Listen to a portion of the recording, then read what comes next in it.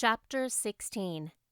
Diana is invited to tea with tragic results. October was a beautiful month at Green Gables, when the birches in the hollow turned as golden as sunshine, and the maples behind the orchard were royal crimson, and the wild cherry trees along the lane put on the loveliest shades of dark red and bronzy green, while the fields sunned themselves in aftermaths. Anne reveled in the world of color about her. "Oh, Marilla!" she exclaimed one Saturday morning, coming dancing in with her arms full of gorgeous boughs.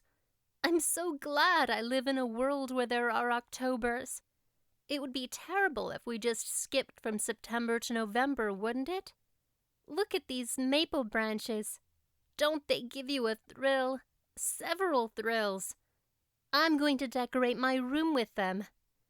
"Messy things," said Marilla, whose aesthetic sense was not noticeably developed. "You clutter up your room entirely too much with out-of-door things, Anne. Bedrooms were made to sleep in." "Oh, and dream in too, Marilla. And you know one can dream so much better in a room where there are pretty things.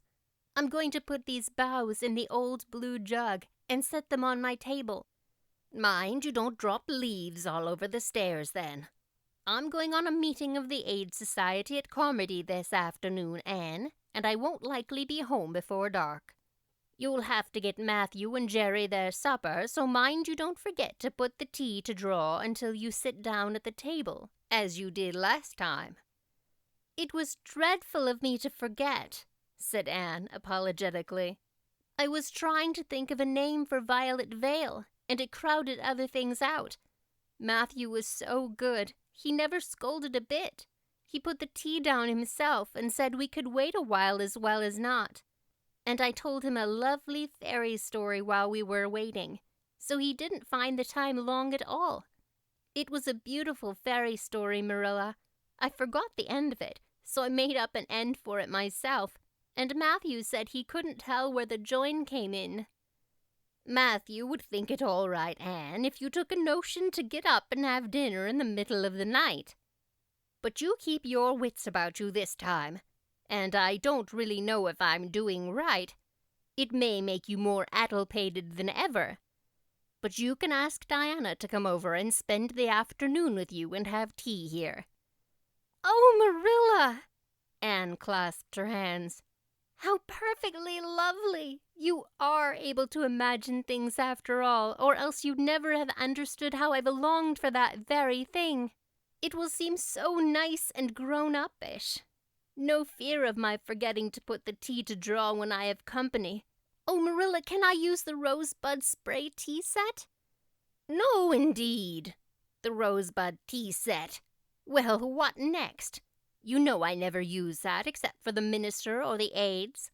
We'll put down the old brown tea set, but you can open the little yellow crock of cherry preserves. It's time it was being used anyhow. I believe it's beginning to work. And you can cut some fruit cake and have some of the cookies and snaps." "I can just imagine myself sitting down at the head of the table and pouring out the tea," said Anne, shutting her eyes ecstatically, "and asking Diana if she takes sugar. I know she doesn't, but of course I'll ask her, just as if I didn't know. And then pressing her to take another piece of fruit cake and another helping of preserves. Oh, Marilla, it's a wonderful sensation just to think of it.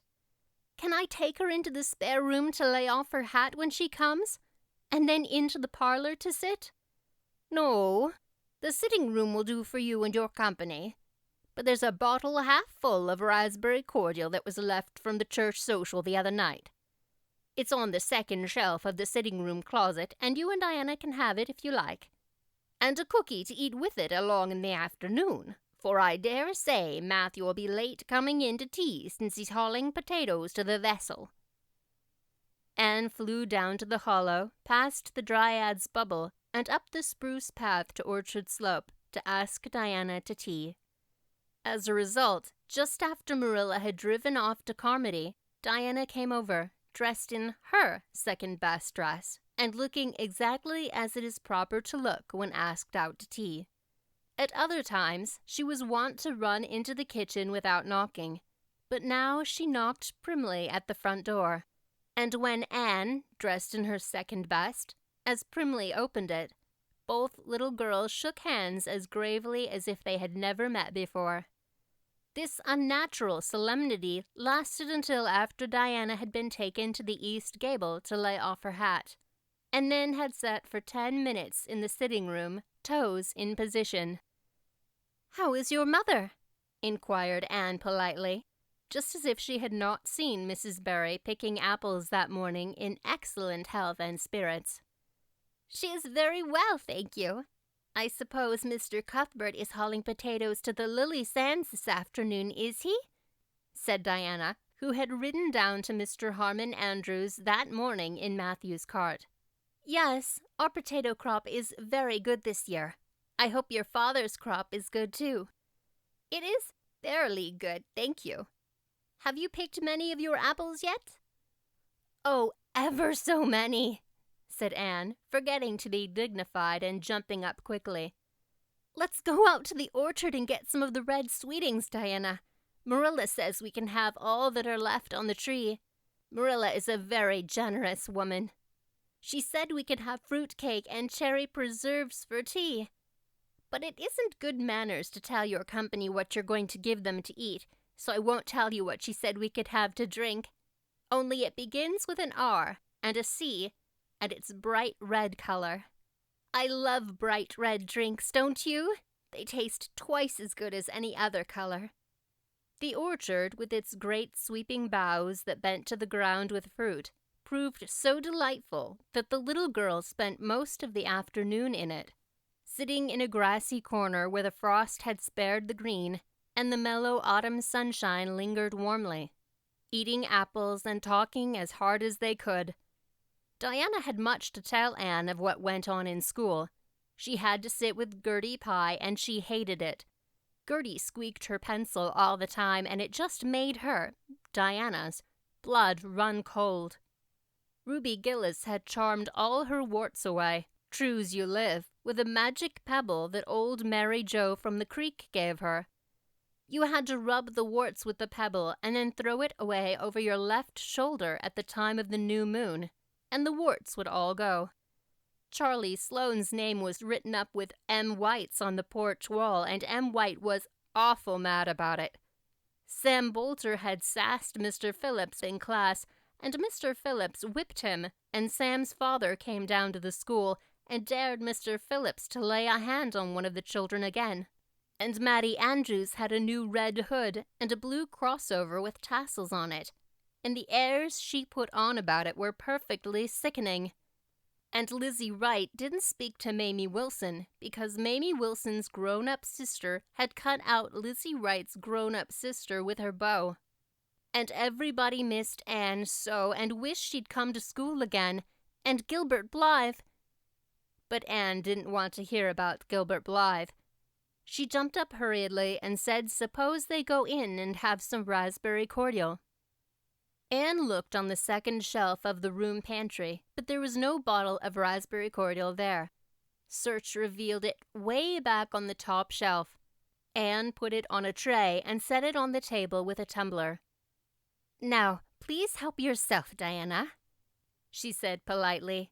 "I don't believe I'll have any just now. I don't feel as if I wanted any after all those apples." Diana poured herself out a tumblerful, looked at its bright red hue admiringly, and then sipped it daintily.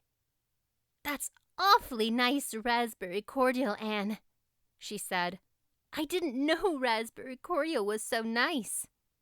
I'm glad you like it. Take as much as you want. I'm going to run out and stir the fire up. There are so many responsibilities on a person's mind when they're keeping house, isn't there?" When Anne came back from the kitchen, Diana was drinking her second glassful of cordial, and, being entreated thereto by Anne, she offered no particular objection to the drinking of a third. The tumblerfuls were generous ones, and the raspberry cordial was certainly very nice. "The nicest I ever drank," said Diana. "It's ever so much nicer than Mrs. Lynde's, although she brags of hers so much. It doesn't taste a bit like hers. I should think Marilla's raspberry cordial would probably be much nicer than Mrs. Lynde's, said Anne loyally. Marilla is a famous cook.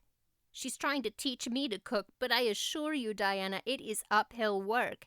There's so little scope for imagination in cookery.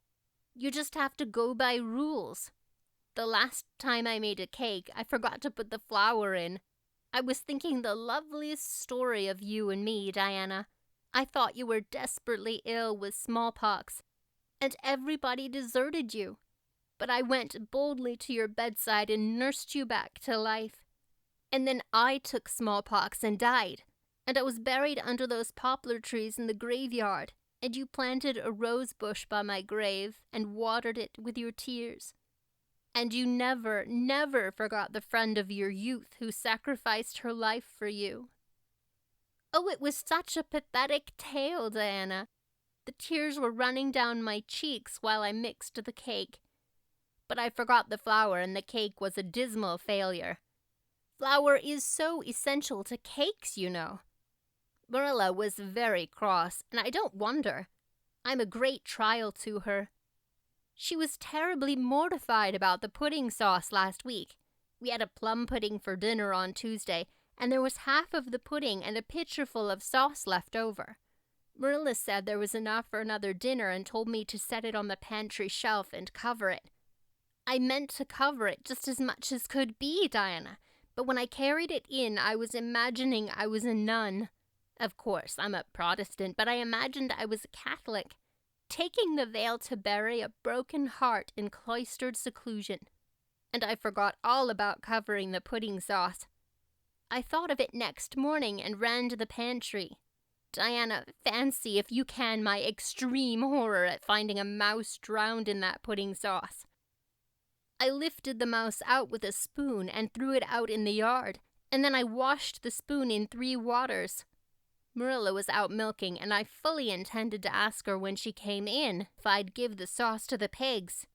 But when she did come in, I was imagining that I was a frost fairy going through the woods, turning the trees red and yellow, whichever they wanted to be. So I never thought about the pudding sauce again, and Marilla sent me out to pick apples. Well, Mr. and Mrs. Chester Ross from Spencervale came here that morning. You know they are very stylish people, especially Mrs. Chester Ross. When Marilla called me in, dinner was all ready, and everybody was at the table. I tried to be as polite and dignified as I could be, for I wanted Mrs. Chester Ross to think I was a ladylike little girl, even if I wasn't pretty.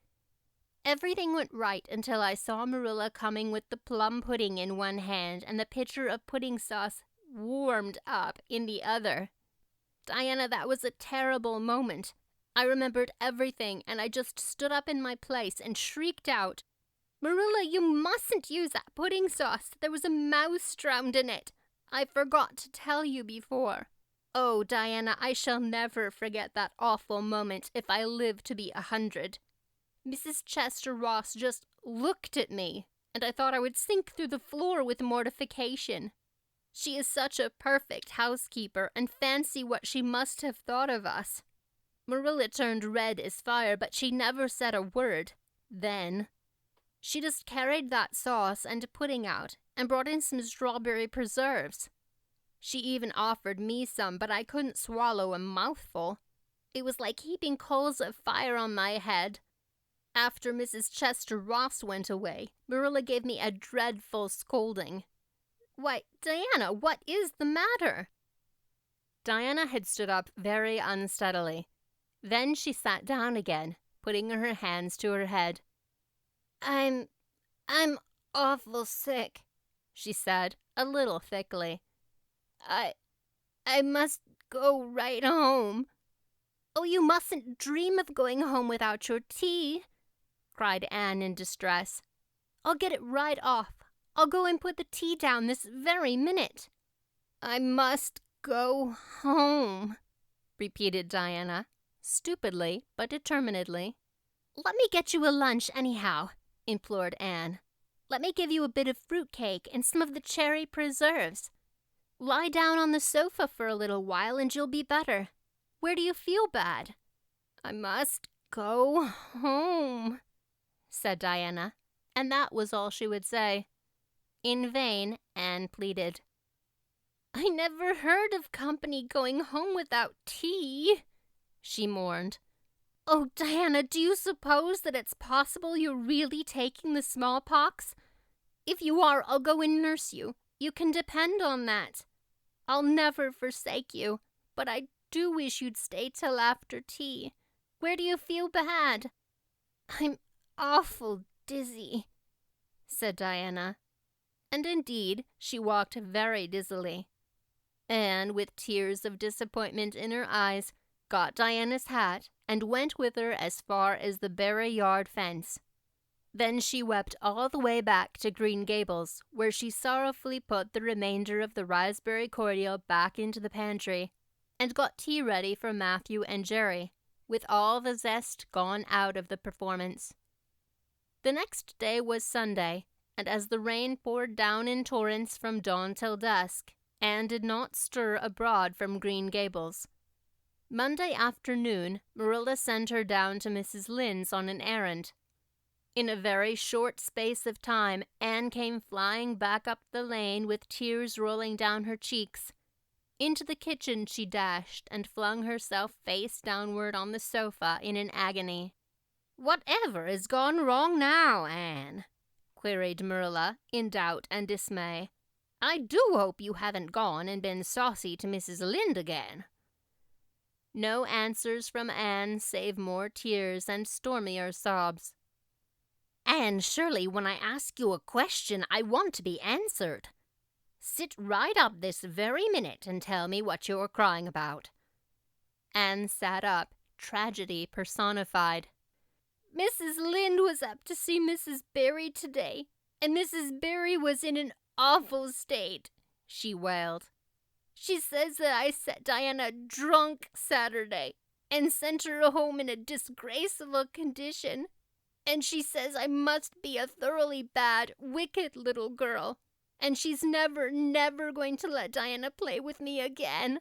Oh, Marilla, I'm just overcome with woe." Marilla stared in blank amazement. "Set Diana drunk," she said when she found her voice.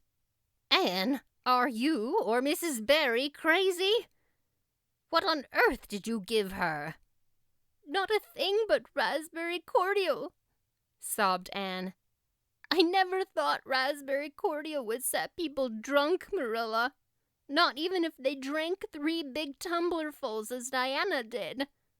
Oh, it sounds so like Mrs. Thomas's husband. But I didn't mean to set her drunk." "Drunk fiddlesticks," said Marilla, marching to the sitting-room pantry.